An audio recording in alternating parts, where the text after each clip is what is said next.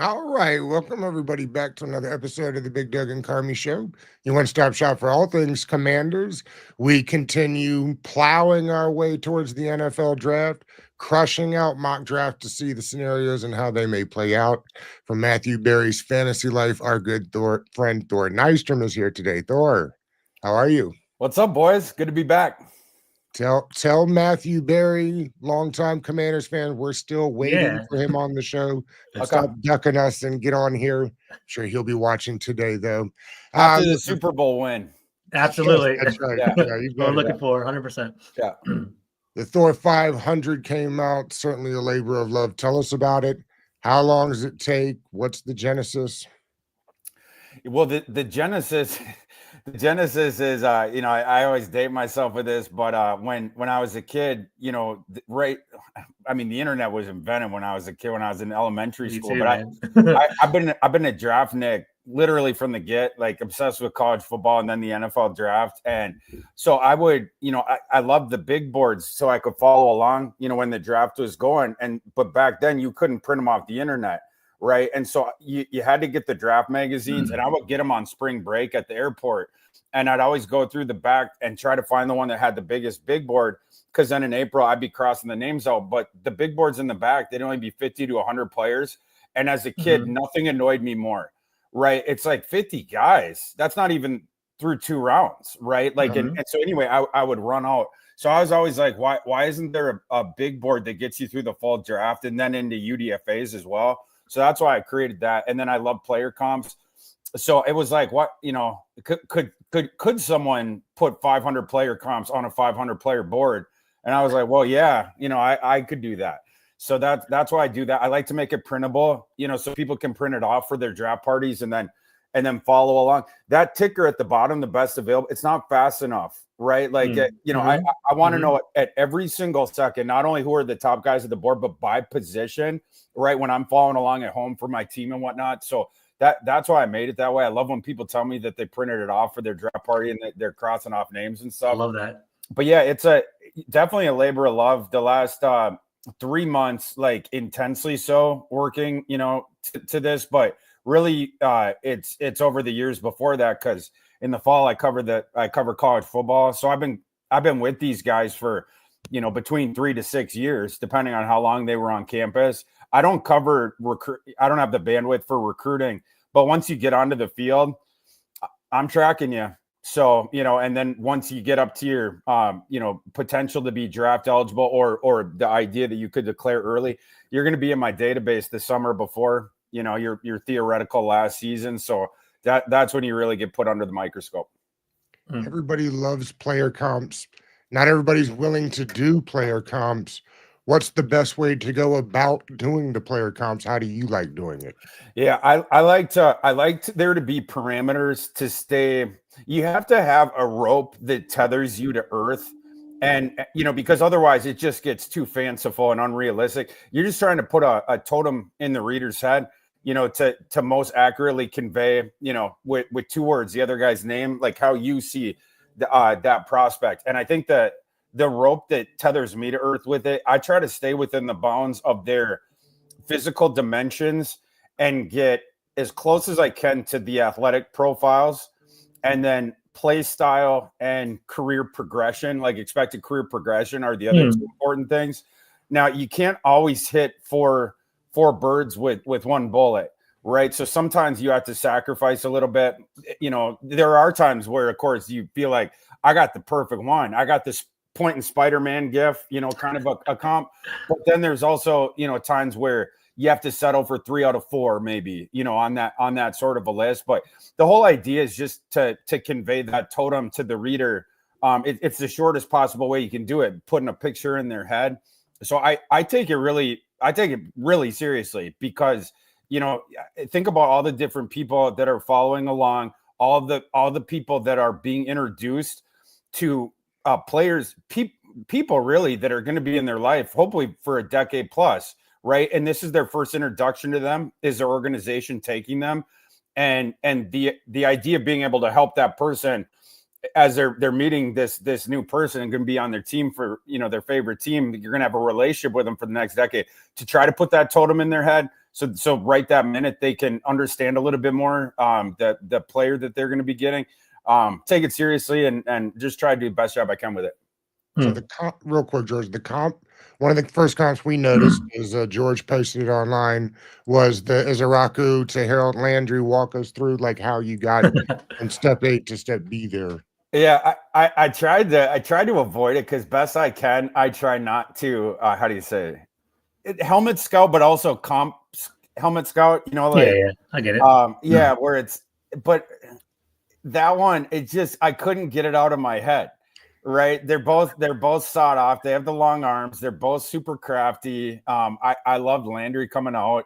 I couldn't find one that I like more. It just wouldn't leave my head. So I eventually just had to it was one of those all right, I'll surrender to it. But I really like Izaraku's game. Izaraku, I thought for every spring, even these guys that you followed in college, but I'm covering them from the team perspective. And of course, I see live as much college football as any human being, but until you get in on the cut-ups, you miss so much nuance, especially defenders, right? Because on the TV view, you don't, right? You don't see, you can't see the nuance of all their games. So it's interesting picking stuff up like that, watching all the different cut-ups and the different nuance you get with that. But Izaraku, watching his cut-ups, it was just oh man, he just kept going up and up and up in my head.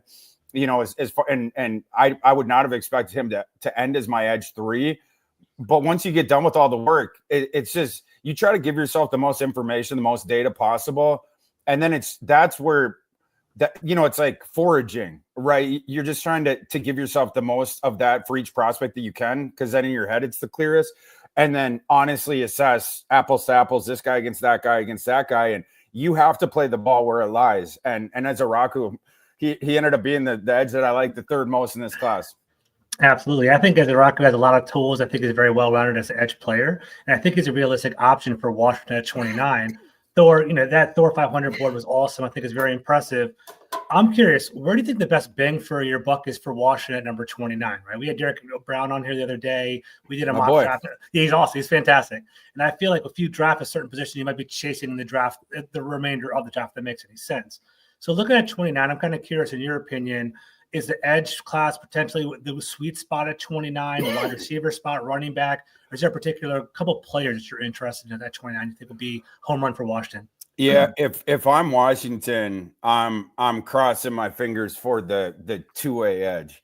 Okay. And I think that's what they're doing. I agree. Yeah, and so it'll be interesting if one of those guys isn't available.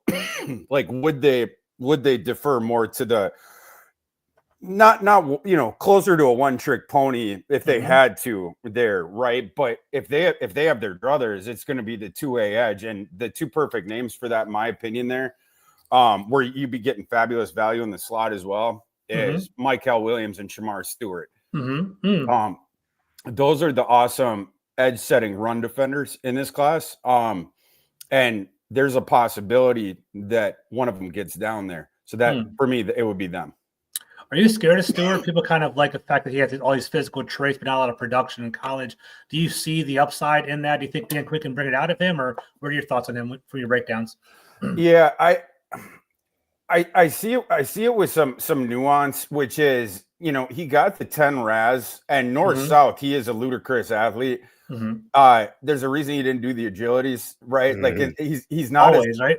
Yeah, he's not as sudden side to side, but the frame and that north-south athleticism, that's the thing that's for real. And he obviously the play strength as well. And it's a guy who, at the combine, he got down to the low 260s, but he could play up near 300 pounds, right? So that's, you have that and the versatility that goes along with that. But the pass rushing thing, I don't think he's ever going to be, I think people make a mistake with him of for instance, in town here, there was a SEC edge rusher that was in a very similar boat to Stewart in his pre-draft process. Daniil Hunter had 4.5 sacks at LSU. Excuse me, I got the cause. Just one sec. Daniil Hunter had 4.5 sacks over 3 seasons at LSU, same that Shamar Stewart had at Texas A&M. But Daniil Hunter, he had the higher pressure rate, and he was also the better athlete, right? So, you had the easier sort of through line to project that his pass rushing was going to go up at the NFL level, and that he could potentially be a star. That turned out that he was.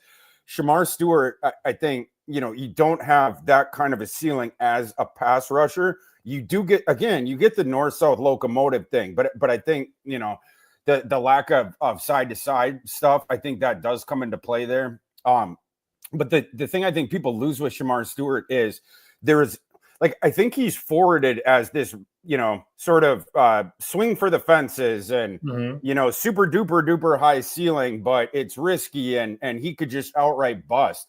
That's how he's sort of forwarded. I don't think that that's accurate. I think what he actually is a super high floor, moderate ceiling prospect. And the reason he is super high floor is he's an awesome run defender. He is going to be an awesome run defending edge player at the NFL, no matter what. That's just going to happen. So you have that from day one. The pass rushing thing, how far can we get that up? But it's not going to be one of the best in the NFL. It's just not. He's not sudden enough. He's not twitchy enough in terms of that, right? Like in the NFL, the guys who their paths, it's of their pass rushing moves, it has to be led by 1 foot. They're obviously a little bit easier to block. I think he could get better as a pass rusher for sure. I just don't think you have an atrium ceiling with that. But with what Washington is looking for, he's perfect. That it's literally exactly what you're looking for. The guy who can solve the run defense on that side of the ball and by extension raise up the entire run defense is obviously a priority for Washington. And I think Shamar Stewart could fall down there. There's certainly a pathway, with the amount of edges that we have in the first round, someone is going to get squeezed and maybe two of them. I think the assumption is that James Pierce is going to get squeezed, right? You talk about him and potentially getting pushed out of the first round. But with the amount of guys there, that's down to 6. You talk about obviously Abdul Carter, Green, Ezaraku, Michael, Pierce, Stewart, those 6 guys. There's a real shot one of them is getting pushed out of the first round. I don't think 2 will get pushed out of the first round, but there's a real shot that 2 of that 6 bucket is available to Washington to make their pick. And you just hope that one of those 2 names is Shamar or Michael. If not, honestly, if I'm Washington, as opposed to because people, it's like tossing out the idea of well, what if that's gone, right? What if those guys are gone? I was going to ask you a question. Yeah, then would you, and then Hampton and Genty have gone. That's exactly what I was going to ask. Well, my question to you is this, Thor. So Travion, right? Well, to an extent, exactly. Trayvon's one of them. I think the argument that we keep hearing in Washington is, let's say Emeka Ibuka's there, Amarian Hampton's there, Malachi Stark's there. Would you take any one of those at 29? In my opinion, I don't think Hampton's going to be there, in my opinion. I don't know what your thoughts are in regard to slot 29. But I guess to rephrase the question, let's say there's Amarian Hampton, Emeka Ibuka, Malachi Starks. Are they more valuable than, let's say, edge 5 or 6? No, I mean, not for what, in my opinion, if Shamar or Michael are there, you got to pop them. Hampton, Egbuka for sure, and probably will be there. Hampton's not going to be there. Hampton, the end of the road for him is 20 if he gets there. But that'll, if let's say the 5 are gone, but Pierce is the one there, I don't think Washington will take Pierce. Because it's the same reason. Why did they get frustrated with Dante Fowler even when he was putting up sack numbers? Right. And I will say in Pierce's defense, he did get better as a run defender last year. Nobody gives him credit for it. But he also is playing. He's not playing 100% of the snaps. Right. And so he could maybe get up to passable-ish there in the NFL, but he's not going to set the edge for you. His run defense comes from the same thing of his pass rushing. He can pull pins out of grenades real quick, and that's included in the run concepts, but he's not playing team run defense concepts. That's what Washington looking for. They want the guy to set the edge, and if you can't make the play, pal, you're funneling that ball inside to help.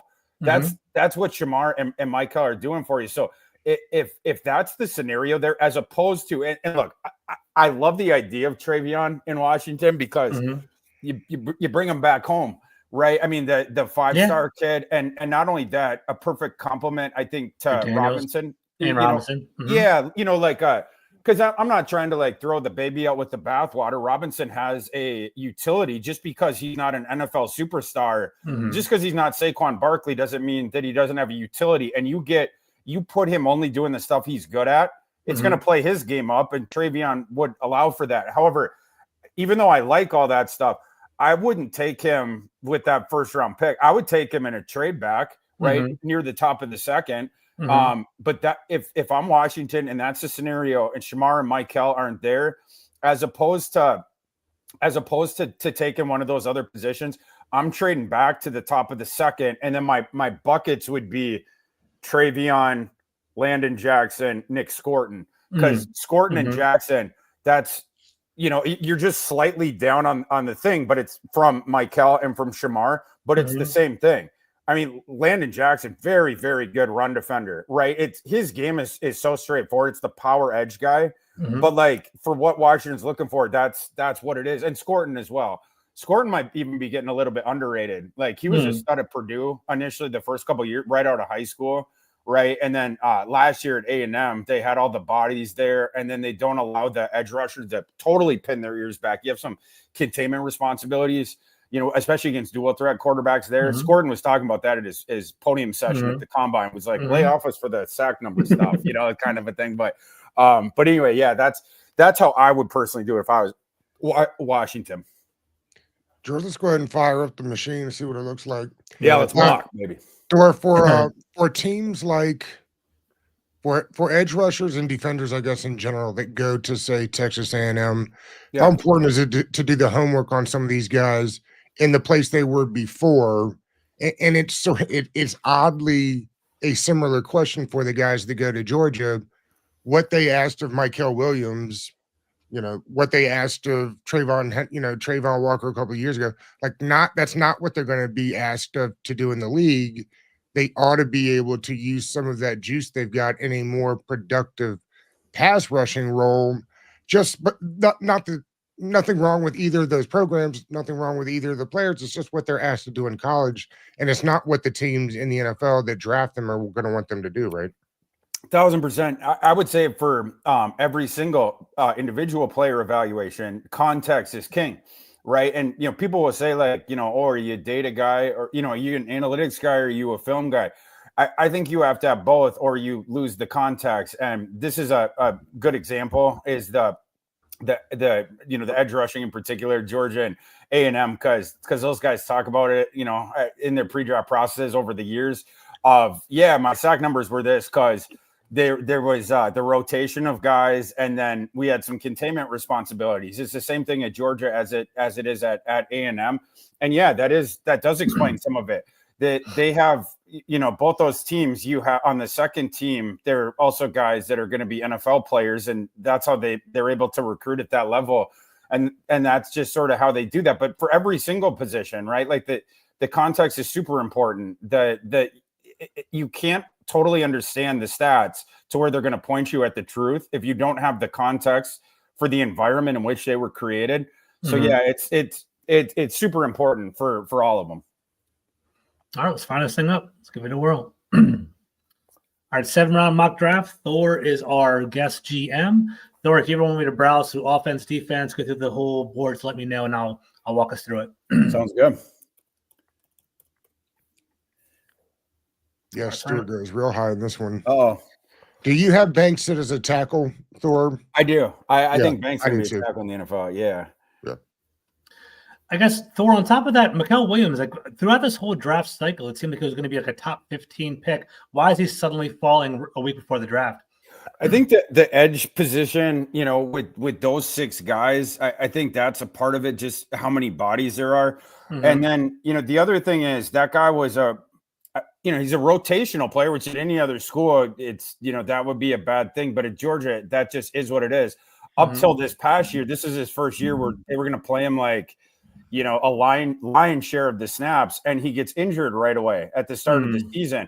And one thing that I appreciate about Michael that a lot of people don't bring up in their evaluation or their, this different stuff is he got that injury, and Kirby Smart made this point during the season of anyone else in Michael's situation, they would be opting out, or at least they would be waiting until beyond full clearance. You're going to the NFL next year.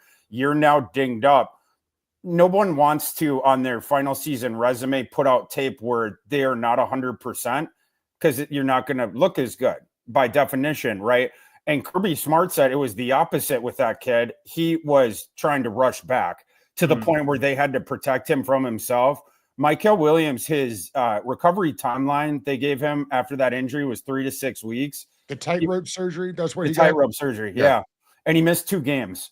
And the first like 2 or 3, he played extremely limited snaps. But he was fighting the coaching staff to get back on the field. And they're like, bro, right? And so this kid, the whole point being was Kirby's like, this kid loves football. He was like, you know, always in the trainer room. He's trying to bang down the door to get back onto practice. And so he rushes back to rejoin the team. And then it was the limited snaps initially because he was very clearly not 100%.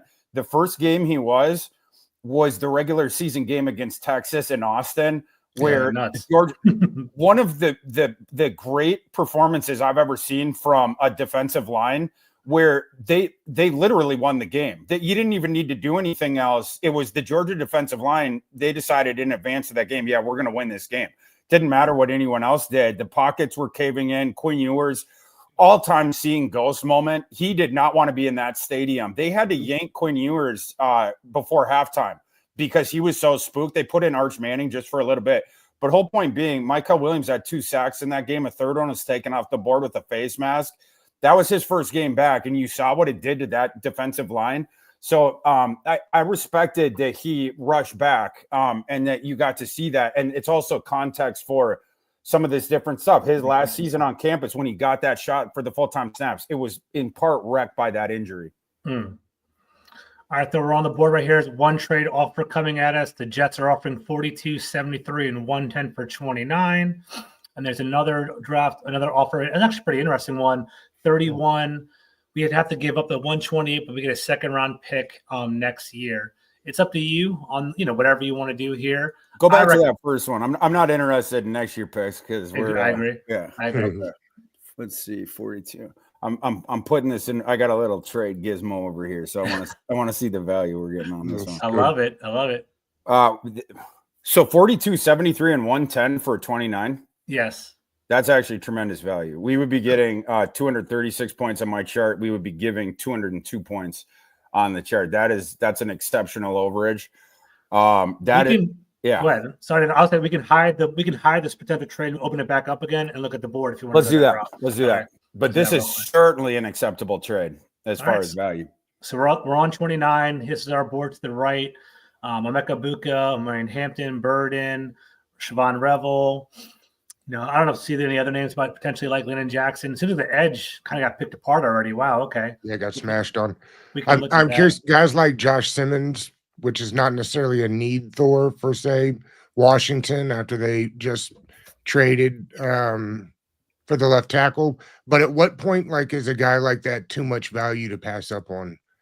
And does it allow you to make 2 moves? If you can get a guy like that at right tackle, then does it allow you to take last year's 3rd-round pick, Brandon Coleman, and get him into guard, where a lot of people think maybe that's more his natural position? Yeah, I would consider that for Washington. And I know, Washington and I saw Coleman the same as far as, valuing him in last year's class. The one little disagreement I think that we have is, for me, true blue guard at the next level. And that's how I was seeing him. And Washington, they obviously – want to give him the full opportunity, but if it's me, that's one of the other few positions with Washington that I would consider there to do exactly what you said, because I think you improve 2 positions in one stroke by doing that. All right, GM, you're on the board. So I don't know if you want to pull up a trade, you want to talk through the picks, whatever you want to do. I want to take that trade with the way that the board fell. I want to take that trade. Awesome. We can't affect that the edge guys went early, but we can respond. So we'll do this. We'll take the value. I like it. Let's do it. All right, moving back to 42. The Jets took Emeka Buka in our spot. Mason Taylor off the board. Luther Burden, Trey Amos, Trey Harris, Marion Hampton. Come back around to 42. Another pick. You said you don't want any future picks. I don't know if you are interested. Rejected. All right, sounds good. All right, so we're back on the board. Talk us through it. Okay. Give me a scroll, would you? Sure. You can look at different positions too if you want. Let me know.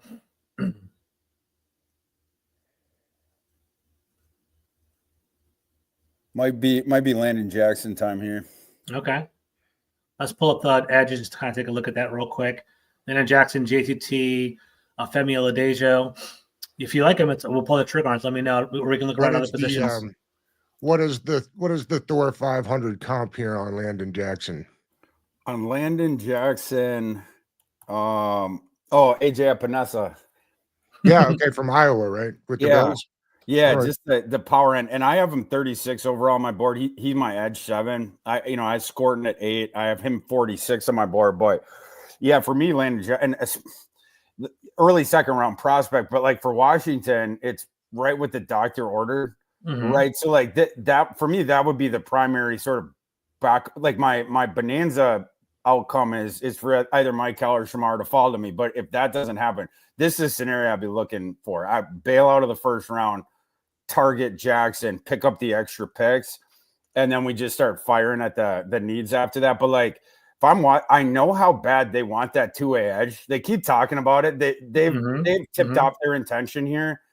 And I just think for me, Jackson and Scorton, they're not bad options for that. I don't want to reach for them at the end of the first, but I think you can, this scenario here, right? You've seen all the edges going bang, bang, bang.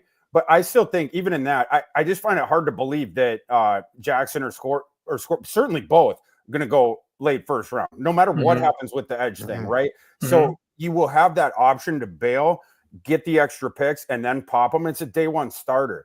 So for me, that's a scenario here, and that's what I would do if I was them. There's a couple guys on the board that shouldn't be there, like Kenneth Grant. There's no, way, whatever. Right. But like I would like for Washington, you hit your need.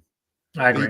The fan base, I guess, is big on Oladeju just because there's been such buzz around him in Washington and character, high character, I suppose. What are your thoughts on Oladeju for the fan base? I want more of that power edge that I know I can hang my hat. He's going to set a clean edge for me. He's going to funnel the ball back inside to help. He can't make the play. I want the reliability with run defense. Again, just because it's been stated so much and you saw the manifestation of it on the field with that defense, there's a couple leaks there, right, boys? Like, and if we can just plug those, our offense, we can project that will be of Super Bowl contending quality, right? Like there's a couple holes on that, and we address one here. I would love to get a legitimate boundary corner as well, because I got so frustrated during that playoff game because of course I was crazy hard rooting for the Commanders. I love the Commanders, like my guy.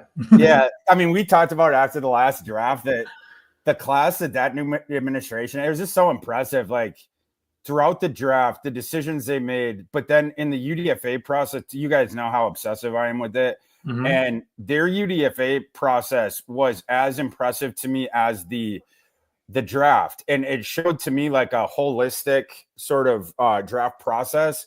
And so anyway, can you touch on that, Thor? I'm kind of curious. What did you see from your perspective? And what was their process? Yeah, the guys that they hit in the slots that they took were all extremely impressive, right? Like in last year's process. But like there's teams, you could have a good draft process, but it's like your eggs are all sort of isolated in that basket. And like at the end of the draft process every year, I have a column concept that's called draft haul. First I do the draft grades the night of the draft. Right. And then a week later, I do the UDFA class rankings. But the last one I do a week after that, I have essentially my own metrics that gauge the ROI that each team got during their draft process, essentially against price tags that I decided on in advance of the draft, my pre-draft rankings. What, how much talent did you acquire for what you spent in draft equity overall, right? And you're getting extra credit for the UDFAs because obviously, you didn't pay anything for them. Yeah. And Washington, you always in the draft hall rankings every year, it's like the Eagles and the Chiefs near the top, the Ravens near the top. It's like the best organizations, they tend to finish at the top of those ROI rankings every year. And Washington, Whereas they were finishing at the bottom for years, all of a sudden last year they skyrocket. And one of the really cool things about their UDFA thing, I don't put this out there. Maybe one year I will, but like during the last week of draft, I get everything in. I start looking at special teams profiles of guys, especially guys in the that are like outside my 257, but in my 500, guys that you can project to be UDFAs, and try to see like which one of these guys are, could be a very real special teams, like core special teamer at the next level. And there was two of the guys that fit that designation last year's class that were right at the top, and Washington got both of them. They in the UDFA process, they were actively attacking guys that could not only fill a potential on-field role down the line, but an immediate one on special teams. And I just thought that, again, like the holistic thing of it, like we look at the draft process and it's like, oh, this guy for that position, this guy for that position. But like to get that granular and in the weeds and be targeting the specific guys that you actually could make that straight line progression to this guy could be a long-term special teams one. It just showed me that like all across the board, how deep they were going with the organized. Like I said, holistic. So, yeah, I was just extremely impressed with it. That's awesome. And like Tyler Owens was one of those guys. Tyler Owens, last year. I think people forget about him in safety when they worry about the safety room. And also the way they've handled the last week of the draft cycle here has been a lot of names that the average fan doesn't know about, but are more of those UDFA guys they're bringing in right now than they are. If people say, "Oh, why don't you bring in this guy?" Well, they've done the homework on the big names. Now it's when you try to like recross off the small guy names that you'll have to fill out your roster with. That's it for sure. All right, back around to Thor. Here's some offers coming at you: 75 and 100 for 61 for Washington. And there's one, and then we also have one from Green Bay, 87 and 90 for 61. Now there's still guys like Az Thomas and Maxwell Hairston on the board. Yeah, we go back to the big board. That's on the quarterback list. Yeah. Oh, wait, Travion's there? Yeah, Travion is still there. And it feels there's no way he's there at 61, right? I wouldn't think so. Yeah. Man, yeah, there's some good options here. I don't know that I will be able to turn down Travion here. Do what you gotta do. The other two, Thomas and Harrison, I think are both good fits too. That I forgot to even finish my tangent from the one before. I hated watching in that playoff game against the Eagles that San Rafael had to get. He's out there on the huge receivers. San Rafael's awesome. You put him at the nickel, right? And it's like he had to be the boundary because of what the situation is.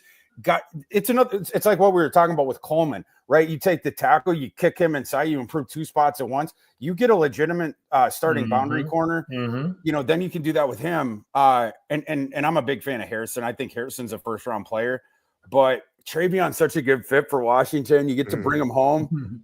Let's take Travion. I have to, and I comp Travion to Reggie Bush. Oh wow, yeah, it's that sort of same. You hit the Nas button. Runs a little bit upright, like for the sprinter guy. But Travion he runs fearless. He plays fearless. I just love his game and the fit with Robinson. I think would be really good. Tell us a little bit about Hairston, because I think people in town have vision of Forbes in their mind and can't get over the size. What would you say to those folks that are worried that is another small corner that you're putting on the field? Yeah, Forbes or skinny, I think the mistake that was made there is that ball production Forbes had his last year in college, and it's funny, and I don't mean to make light of it, but right after that Forbes pick was made, if you go back on my Twitter, you'll be able to find this in my timeline. I put out the highlight reel of his interceptions that year, and most of them were happenstance. There was it was one of the more fluky things you'll ever see, because there was several of them that were deflected. There was a few where he was in bad positions and it was a terrible throw that went to him as opposed to the receiver. People like with Xavier Watts this year, they're trying to be like, oh, he got lucky with it. No, he didn't. Xavier Watts always around the ball, triggers right away. He is able to hop passing lanes. Like if you watch his film, you're like, that wasn't a fluke at all. But with Forbes, it more was. So I was concerned about that profile heading in. I didn't rank him nearly as high. With Hairston, love the speed. The makeup speed on him is utterly ridiculous. Like He chased down Isaiah. He was the only guy we seen last year that did chase down Isaiah Bond, although Isaiah Bond turned out he wasn't quite as fast as we thought. But like the speed that you see with Hairston, it's legitimate and a legitimate boundary cornerback there. So it's between the physical ability there, like the way he plays too, he's feisty in coverage. You don't get as much from him in run defense, but just as a cover guy on the outside and a guy where then you kick Sandra still inside, I think that would be a legitimate option. Yep. Yeah. Mm. All right, back on the board at 73. We had our trade back here. We are standing here with Landon Jackson and Travion Henderson, a good first 2 picks, in my opinion. We covered running back and edge, and now we're on the board.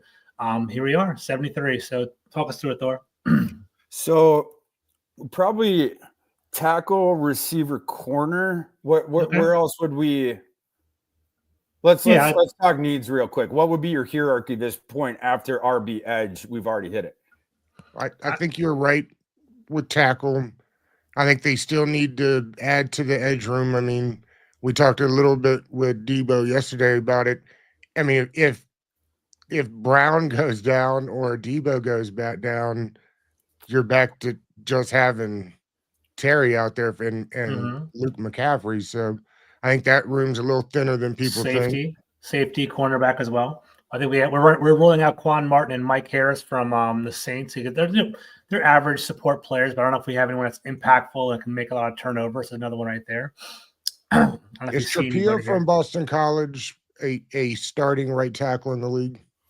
Yeah, I think there's for sure a possibility of that. I think he's a little bit underrated. I don't know where he would like on the consensus. I'm not sure exactly where he'd be, but let me pull mine up. I'm pretty bullish on him. Mm-hmm. Like after the sure thing, guys, I have him on my board. I had him 69th overall. Nice. But OT7. I comped him to Colton Makovitz. Okay. But yeah, like he's Ozzy. He's like he's a skyscraper, and he has the length, and then he has pretty decent feet. Like, but he gets depth, and it's just really hard between that and the length. When he's at appropriate depth, it's like you have to run around a cruise ship to get to the quarterback at that point, right? It's like you don't always have to be the Colossus kind of a guy. Like he presents a puzzle to the edge defender just because of that, right? It's like, do you want to take the long road home? Good luck, especially when we have Jaden Daniels. 6'8", right? 6'8", yeah, 6'8", and an eighth, and a pretty good athlete. 89th percentile size adjusted athlete with Raz. Oh yeah, they got the Raz up there. Mm-hmm. So yeah, like the one thing I disagree with in that write up is powerful. I wouldn't say that, but like especially in zone concepts, he can get out of his stance, and get out there. I like the way that he moves, but he's not a powerhouse. But again, with the way he plays, the length and with the footwork, the athleticism, that plays for pass protection. So I think he can handle right tackle, no problem. All right, Jim. He would be okay. So for me, things I'm looking at, like Kyle Williams. Kyle Williams, really a good route runner.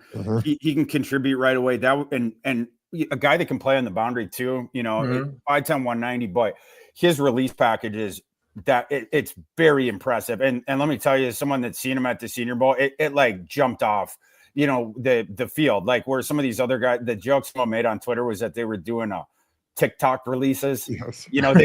They were doing their little dance routine out there, but like taking 6 seconds to get out the line. It was like, you could do a Key and Peele sketch out of it. That's but so like funny. with Williams, it was just like, boom, boom, gone.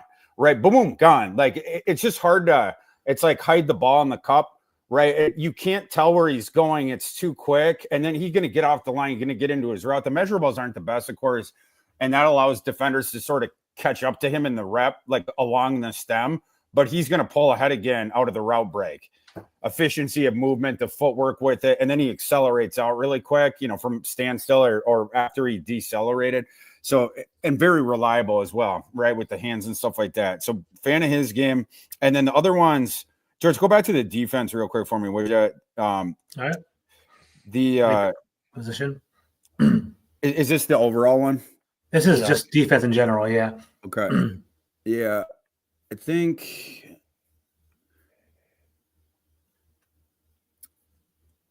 Yeah, I think I'm going to be between him and Ozzy. I think we're going to go with offense on this pick. I'll kick it back to you boys between Williams and Trapillo. Who do you think? Go ahead, Doug. What position would you rather hit? Yeah, I don't know. I think they are equally as important. If Ozzy Trapillo is coming in day one to play right tackle, then maybe I find that more important. But if Ozzy Trapillo's got to come in and compete and ends up being my swing tackle, I'm probably more interested in getting whatever wide receiver one at this point is. I think. I think Ozzy could. I think he can win that job day one. And I think we can kick Coleman inside. Let's go with Ozzy. I like Ozzy. I do too. Yeah. And I think this is a strong start to the draft for us. I agree. Yeah. Again, it's a little bit different than some of the others that we've done. It was funny when Derek was on yesterday, he went through the first one and didn't like it, was like, hey, can we do a redo, please? And I was like, we'll run a second draft. He was like, that thing fell all kind of janky, and I asked to get a redo. Absolutely. Oh, D-Bro, you don't get a redo in life, you know. This is no movie. There's no Mekhi Phifer, you know. Exactly right. The safety from you get one shot. I'm definitely calling D-Bro and giving him shit about that later. You got to. What would he take the safety from? You got, was it Jahdae Barron? I think Barron fell out. Jahdae Barron. That was too good to pass up. I like Jahdae. Yeah. All right. It made the rest of the board fall kind of funny. Yeah, we're just chasing after that. All right, we're on the board. Jackson, Henderson, Trapillo. I kind of like that, guys. Nice little balanced offense right there, balanced defense. We're sitting here. We have some good options as well on the board. Charles Grant, Michelle Tootin. We already have a running back. Savion Williams, Ty Felton. You talk to me, Thor. I don't know who you. We have a lot of running backs that seem looking on the board right now. Dylan Sampson, who I'm a big fan of. RJ Harvey. Well, we already got a running back. Let's see wide receiver, corner, linebacker, maybe safety too. Are you able to put those like? I don't think I can. I'm trying. I don't think I can. One at a time. So we need wide receiver first. So wide receiver. You tell me when to switch. Yeah. Probably wouldn't take one right now. Tesla is the guy on there that I'm. People love Tesla. People are getting into him right now. About him. I'm a fan of Tesla. Defense. Yeah. Let's look at that. Yeah. Let's take a look at corner. Okay. Okay. There's names I like on that list at the top there. Between Kobe Bryant, Baby Mamba, as I call him, and Quincy Riley as well. I really like his game. Commanders had him in for a visit. I think. I heard that. Quincy Riley. Yep. Yes. Yeah, I'm a big fan of Quincy Riley's game. He's like Quincy Riley is like it's probably too derisive to call him this, but like because I like him, but he's like Kirkland brand Jair Alexander. Good value. And maybe a little bit better than that. Right? Yeah, like maybe you just call him discount version of Jair Alexander. But it's another one where I don't want to like helmet scout, but like they play super similar, right? Mm-hmm. Like it's just that feisty outside corner that doesn't know he's as small as he is. And that's the way that they play. Riley stays in your face the whole time. It's really tough to get that kid out of your back pocket. I just really appreciate the way that he plays corner and his coverage style. It's typically the one that I'm kind of attracted to. I love those feisty outside corners, like, sort of like bark at dogs kind of, and that's what he's like. It's just difficult to get away from him. I think I'd be between Colby and Riley here. On my board, I believe I have Riley just slightly ahead, but I got him close, just like Dave. I got Riley 70 overall and Bryant. Let's see. Maybe I got him a little bit deeper, but Brian, I have 102. So yeah, let's go with Quincy if you guys are cool with that. Yeah, of course.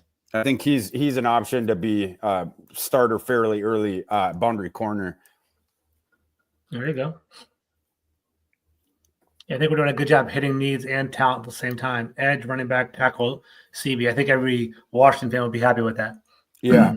This is a good start. We were talking a little bit about my guy Smile Munden yesterday. What is his comp in the Thor 500?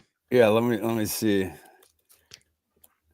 Because to me, he's not getting nearly enough love this cycle. Like, to me, that's the kind of linebacker the league's looking for. Yeah, I had him at 95. I put Damone Clark on him. Okay.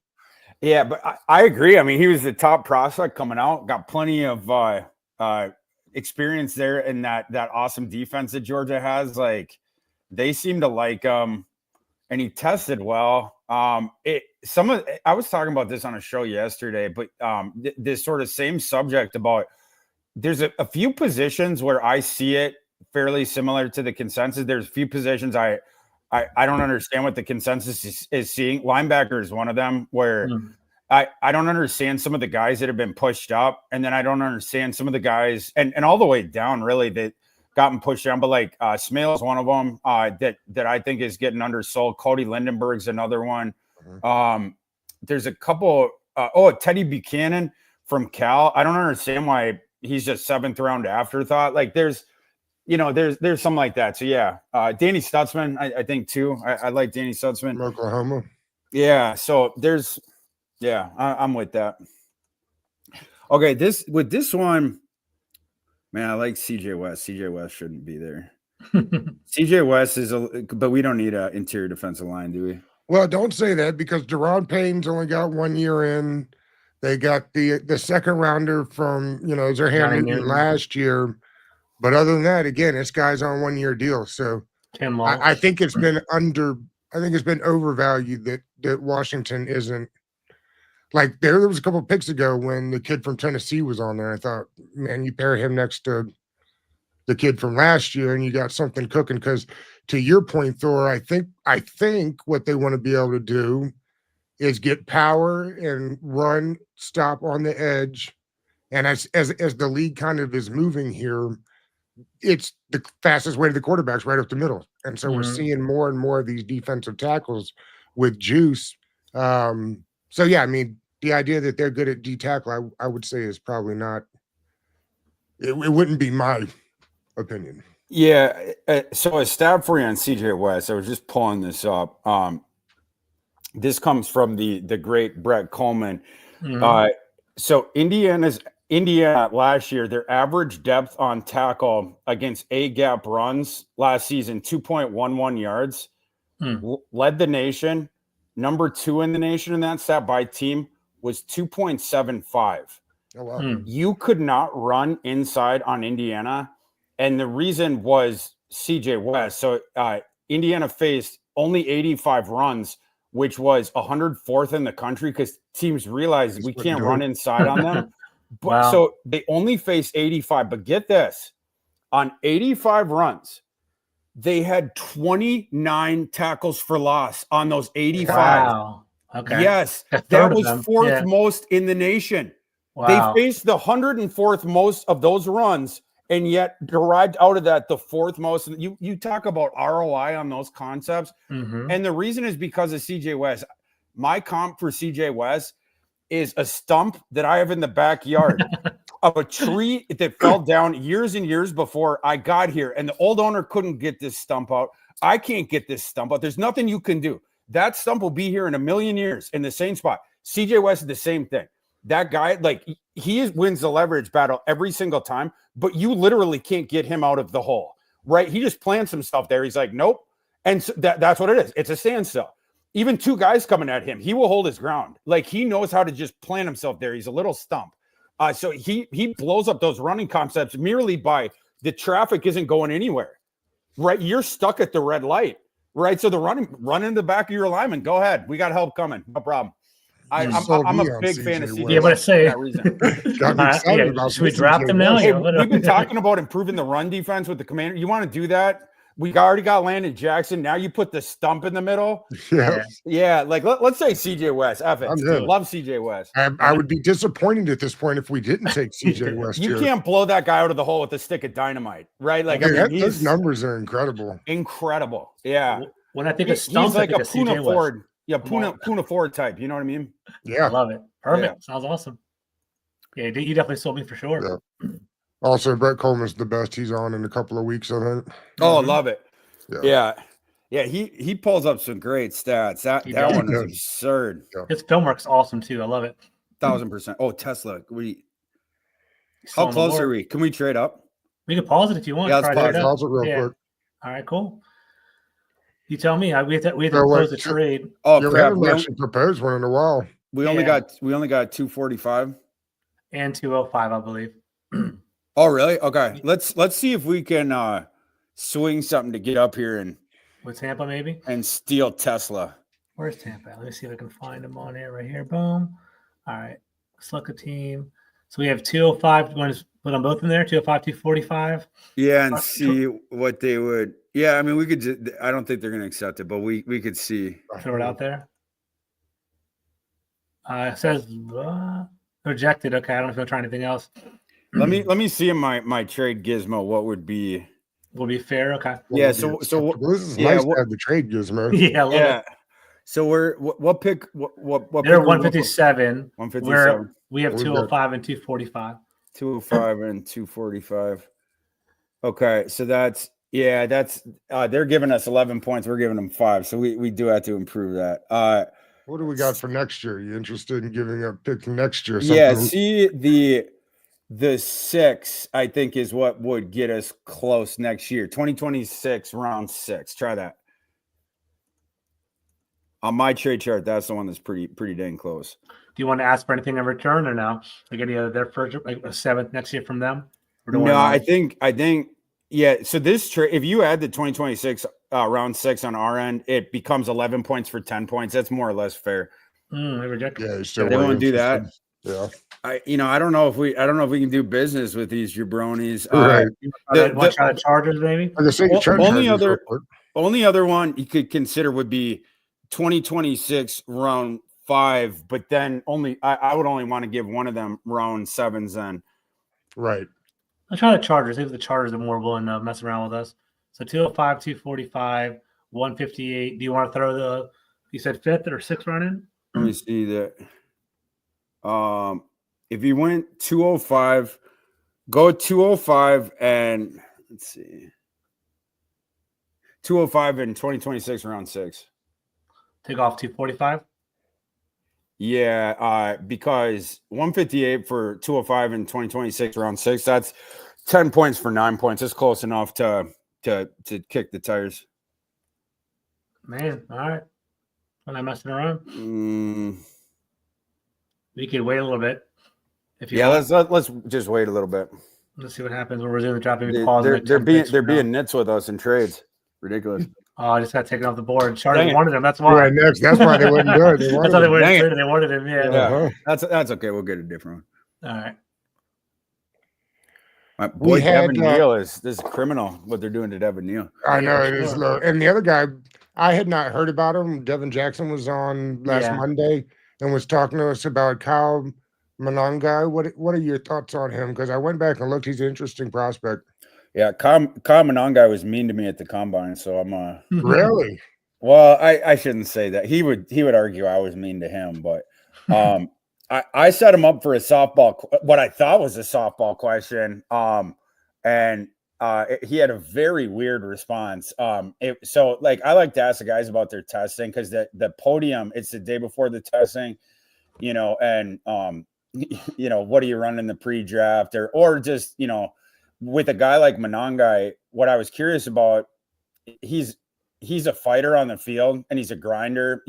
At Rutgers, it was like that Jon Snow gif with all the horses descending on him, and he's like out there on the field by himself. He was getting ganged up on out there. And I like the way he plays. He's a grinder like that. In pass pro, he gets after it. He's like you can tell he's a physical fighter guy who's overcome like a lot. And so, and I like his game for that, like it's, there's a lack of ceiling, with the athleticism, because that was always the nitpick is he's very clearly not an elite athlete. And so I tried to set him up for success. I was like, Kyle, are you, looking forward to going out there tomorrow and dispelling questions about your athletic profile, something like that. I said it in a nice way and everything. It was, again, what I thought was just a softball. And he stops, he turns to me, like looking down from the podium, and he goes, "What questions about my athletic profile?" And I said, Well, you know, that's the question on your evaluation that people have is your athletic profile. And he's like, haven't heard that. And I was like, you either totally lack self-awareness or you're lying. Or you're lying. It's one or the other. And then he went out the next day. What was the Raz? They put it on there. Yeah. I click on it. Yeah. For you. It was like, let me find it real quick. Is he even on the board anymore? Or is he gone now? I don't see him anymore. hold on. I'll pull it up on my sheets. Okay. Yeah, it was weird because he was right there. That's why I had asked. Yeah. So Monangai, 4.03 Raz. He ran a 4.6 flat, like 34.5 vertical. It's like, bro, like you have to put this on paper tomorrow, right? Like with the way he responded, it's like, am I wrong? Like, what is he gonna? He's gonna be a 90th percentile athlete? Like, because his response was like so dismissive of my question, and then he goes out and he tests, you know, even worse maybe than I thought. So I was like, okay, man, like, but anyway, whole point being, like, I do like his running style. If you understand the limitations, grinder guy will help you in pass pro. You know, that sort of stuff. He's a grinder type. So yeah, you know, every team could use that at the bench. But yeah, I mean, you know, RB3 kind of a thing. But we're gonna have to have a talk, Kyle. You got to understand the strengths and weaknesses. He's off our board now, of your own game. Yeah, exactly. You guys like that, get off the board. Yeah, that's it. So, okay. So what positions now? Let me go back. So we have edge, running back, tackle, CB, and defensive tackle. So we kind of built up the trenches. We added some skill players on the outside. So we're actually looking pretty good. Maybe wide receiver or safety. Wide receiver, safety, linebacker, probably, right? Yeah. That's right. Maybe edge. Maybe a second edge would be a fourth. Okay, let's put those in a bucket. All right, wide receiver. Or we'll take a look. What are the edges? I'll give you 1 second. Here's the wide receiver. Debro loved Badger, by the way. He was harping on him big time. Yeah, you're talking about Badger from Florida. Badger's not bad. He loved Badger. Here's our edge players. I thought maybe a lot of times Q Robinson will make it this far. He didn't quite get there. Oh yeah. Q's interesting because speaking of what we were talking about before, Washington, they don't just look at the treetop of your profile, they get down to the stump, right? Second time I bring that up, but like the special teams profile on Q Robinson, and then you know, it's just weird because with that athletic profile, didn't get as many defensive snaps, but you know you're going to get a core special teamer out of that. And I think he's a really interesting thought experiment as the ball of clay. Can we teach him enough to be just a situational edge rusher, a pass rusher? Like that would justify the cost that I think he's going to end up going if he can merely develop just a situational player on defense, because you're going to get that value on special teams. So yeah, like I think that would be worth it. But yeah, he off the board, right? Mm-hmm. Yeah, he's off. Yeah. So okay, why is Trevor Etienne falling down boards? Honestly, I'm not the biggest fan of him. I think he's just a guy. I rank him lower than, like, in my first iteration. I think I had him like RB20. I did bump him up a little bit, but like some of the stuff that other people were saying about, I just never seen it. You know, he obviously has the big name, and he ran a little bit better than even I was anticipating. But you know, you're in a platoon situation at Georgia, at Florida, and then this past season, you know, this is where you're supposed to get the breakout. And I think he was suspended the first game, and then on the field, it's like I don't see what's the thing he does where it's going to be he's one of the 30 best walking the earth at it. So you could be like, oh, that thing he can. We're very confident he'll be able to do that thing for us for 4 years for his rookie contract. I don't know what that is. Someone needs to explain that to me. Like, as a pass catcher, he'd be decent, but it's like, is he going to be one of the 30 best receiving backs walking planet Earth? I doubt it. And then it's like, just as the runner, I know he's not going to be. So it's So that's like, I prefer like a one-trick pony. You know, where I know that the trick, like for instance, I for sure prefer Brashard Smith, right? Like, because, you know, a guy that you know is going to help you as a receiver quite a bit. Okay. So the positions again let's see. No, I'm sorry. Wide receiver LB. Mm-hmm. Right. Safety. But oh man, Isaiah Bond. I don't know that I want to do that. High off the board. Yeah. Can you show me linebacker? Sure. While you're looking at linebacker, this gives me a good opportunity to ask you, Thor. One of the reasons I don't think they've added a ton to the linebacker room in general, it's because they're super excited about what they think they have in Jordan McGee. Mhm. I'm Oh yeah, curious your thoughts out of from him out of Tulane last year, or not Tulane, but Temple. Temple. Yeah. Yeah, Temple. Well, he's a burner, right? Like for a linebacker. So the how do you say, like the toolkit coming in, like that's the ball of clay you want to work with. Yeah. And he had the flash plays, of course. Yeah, and the rest of it we're gonna work on with him. But like, yeah, the starter kit there for the ball of clay to work on, very fun for Jordan McGee. So yeah, I'm definitely with them on that. Bassa would be interesting here. Mhm. I rank Bass a little bit lower, but with where we're at here, hold on. I mean, I have him. I thought I was lower on him than other folks. You know, I have him linebacker 7. I think there's a lot of people that have him like in their top 5. I'm pretty sure in the linebacker, but I have Bass at 103 overall. And like I said, I'm pretty sure that I was a little bit lower on him than others. So like way back here, Yeah, 205. I think I would take Bass, like because those other linebackers we were talking about before, I didn't see them on the board, so I think some of those other guys went, and Bass, Bass is very clearly the best linebacker left here. So I think we take Bass here. That's good value. Yes, pull the trigger. What style of linebacker are we getting here? Athleticism and speed. He's another sleek one. Very good mover. Very fluid mover. Like it was very clear at the Senior Bowl. This guy moves the best of that position group. So that's the big thing you get with Bassa. What do you think the changes are going to be like down at the Senior Bowl next year? Be weird not to say Nagy down there, huh? For sure. Yeah, that's going to be interesting because you can take it different ways, you know, and I'll be interested. Several things, but one I'm interested in is in my industry, the Nagy and Gelko, their rivalry was very fun. It was good and spicy. It was getting spicy, yeah, and they'd snip at each other and stuff like that, and you know, I like that. I love that because Gulko was like taking over the one that was clearly like a distant 2 in the hierarchy, and he's like, why can't I compete? And so I love that. And then I'd love when Nagy would step back at him. But I'm curious, this next guy, are you going to go that same way of like regarding the Shrine as little brother, which is going to continue that sort of rivalry, or will they try to get a little? I don't want to say collaborative, but will they at least be on? The games be on friendlier terms. One thing that would help is if the Senior Bowl wasn't poaching guys, you know, that would probably help. Although they would probably argue it would help for Shrine to be, you know, not trying to impede on their week, right? But of course, the Shrine did that because they were poaching guys from them. So it's like, yeah, that's one of the interesting ones. Would help a lot, right?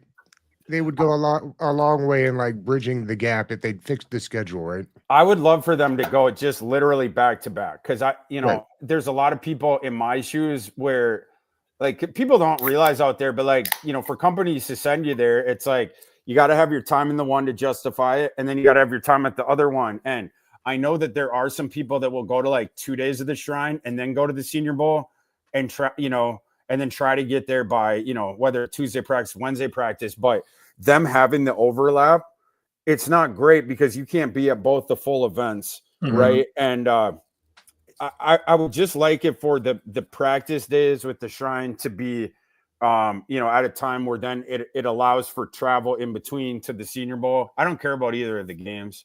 I've never, you know, every year I go to the Senior Bowl, I've never been to the Senior Bowl game. Every year I fly out on Friday, right? And usually I'm on a plane. Yeah. I'm on a plane with a couple players that are leaving, you know, because a lot of the players, they ain't going to play in the game either. But that's what I would like. So I'm curious with that too. Maybe that guy can work some out with Gelko. Can we? Yeah. We coordinate. It'll be interesting to see the access that the new guy gives. Nagy, of course, was always very generous with his time to us, at least. Came on at least once, if not twice a year. So it'd be interesting to see how the new guy does that kind of stuff with the media stuff. Yeah, for sure. Nagy was awesome. He was great. Yeah, really and it's, you know, I made this point on Twitter right after Oklahoma hired him, but the thing, his power on social media it's that's going to be a difference maker in terms of recruiting, because he has something that none of them other ADs do. He's got the platform. He also has the balls, by the way. Like a lot of those ADs, it's like they're stuck in this old mindset of what that is, and they're prim and proper, and they're no in my position like mine, you should not be you should not be publicly tweeting these young men. It's like, bro, no, you're competing for Super Bowls, man. Right? Like this is the era of free agency. This is the era where you can churn over college rosters quick, and this is the friggin' era where college players are getting damn near to NFL money. Yeah, we're moving closer and closer. Like we got a lot of boosters out there with cash that want to win a title. We're going to compete, and Nagy's going out there and is competing, right? And he has a couple different superpowers that no one else got. And another one is just all his connections within the NFL, his experience as an evaluator. So he's going to do great there. The only thing that sucked is I thought he was so good with the Senior Bowl, and so generous. Like you said, like stuff with going on shows, responding to people on Twitter, DM stuff. He was great with information. You ever want information on, or talk through an eval on one of those guys at the Senior Bowl? You get into the weeds with you on DM. Just very general, when it's not like, look at me, showy, because it's not out in public. Much respect to Jim Nagy, and I hope the next guy is 70% as good. 70% would be nice. All right, last pick on the board, 245. Just a recap. Now we're at edge, running back, offensive tackle, CB, defensive tackle, linebacker. So pretty good, well-rounded draft. We got to hit receiver here, right? I'd say so. I think that's the last spot for us. So what? Yeah, let's just do a receiver. All right, D-Bro's guy. Badge. All right. Shout out to D-Bro. Let's pop Badge. This one's for D-Bro. It's for you, pal. Do you like him at all? How do you feel about Badger? I do like Badger. Yeah. He got into some tough situations. Like he was playing all throughout college, but a couple of tough spots. And to D-Bro's point about like, if you've been in a better situation in college, I think we could have seen better. But like Badger, there's weird stuff that happened with Arizona State football where Herm Edwards, if he hadn't gotten caught for the COVID recruiting stuff, like he was building a colossus roster. It's like Jaden Daniels is the quarterback, Ricky Pearsall in the receiving corps, Johnny Wilson, Badger. And you can go down the line. He was building an NFL team, and Badger, there was the mass exodus with the Arizona State coaching staff once that stuff came out. And then the staff started getting fired. You see all the transfers. Badger was like the one guy that like that Will Smith gif when he's in the living room when he's standing there. That was Badger. It's like, bro, get out of here. Like that's all the good guys left. Like now it's not a good situation anymore. And so he was around like when their quarterback play was horrible for like a couple of years like after that. And then he gets out to Florida and initially it was their situation was weird because it was Mertz at the beginning, and he's like your sort of like homeless man's Kirk Cousins the way he plays. It's like you're the pocket passer, and he'll take the easy stuff and whatnot. And then Mertz gets injured, and then the guy they put in Legway, this young kid, he's got this howitzer for an arm. I don't know if he knows what he's doing yet. But he's the deep ball assassin. It was a total opposite. And then Legway loved Badger because Badger can get downtown, but then they were just using Badger downtown, and he would hit a couple dingers every game. But it's like we didn't get to see Badger because of the quality of or lack thereof of the quarterback. And this is nothing bad against Legway. Legway absolutely could be a first-round pick someday, but it was his true freshman year, right? So like Badger never got into a situation with quarterback play that was befitting his skill level where we got to see the whole thing flower out. We got situation, we got to see this thing, that thing based on the quarterback he was with. But I do think that there's dormant potential there. So Badger's a good player. D-Bro, he banging the drum hard. So I won't say nothing more. I'll let him keep it. But yeah. Two more that I wanted to ask you. The draft's over, but the Maryland guys for George, Ty Felton. Your thoughts on him? I think he's in that third range round where we might have a pick. And then the big D tackle, his name Jordan is Phillips. Jordan Phillips. Oh yeah, Jordan Phillips is interesting because on the younger side has the Super athletic young. profile. 20 years old, I think. Yeah, and he's active too. I think he's underrated. And the reason this DL class is really good, as you guys know, it's like for me, it's like running back and interior defensive line are the two where it's like, whoa, you compare them to recent years.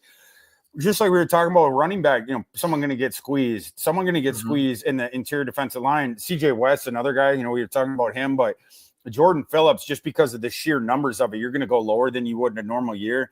But yeah, big and active. Love the athletic profile and then projectable there, right? Like looking at the age right now, 20.8. Is that the youngest of all these dudes?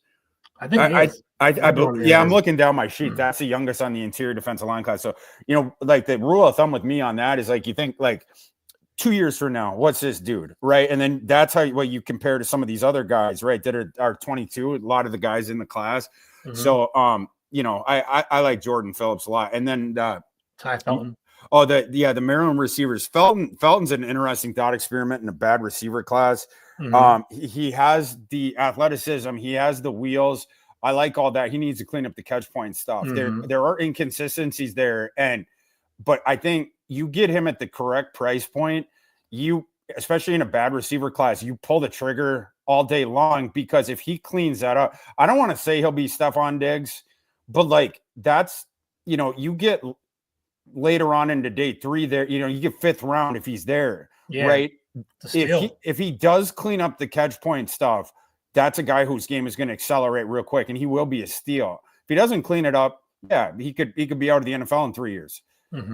But the physical ability is all there. The burner, I think it's like a 4.3 40. I think he had 35% of Maryland's offense. But I just think he's kind of a smaller guy as well.